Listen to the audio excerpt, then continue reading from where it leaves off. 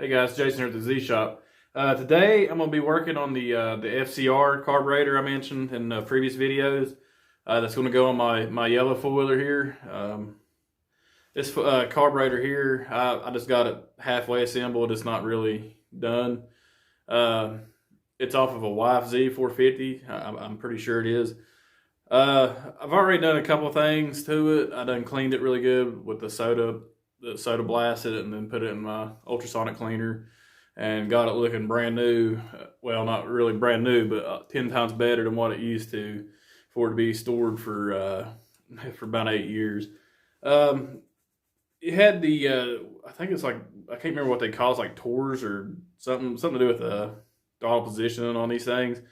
It was right here and it was cut off, so I just didn't do the best job with the silicone, but I did cut like a piece of little thin clear plastic and put in behind it or over that, and then put some silicone over it so the water or moisture wasn't getting down inside the carburetor in that part of the slide where this is the other side of the slide where the throttle cable goes. As you can see, I got the choke put back in it and the side accelerator pump here. So today I'm going to tear it back apart with the on the slide up here and change the needle in it and put a new O-ring in the slide. So stay tuned, we'll get that done, and hopefully I get this thing assembled most of the way. I may be missing a few things, but I think I got everything I need to rebuild this car and get it ready to go on my yellow Suzuki here. But we'll see what happens.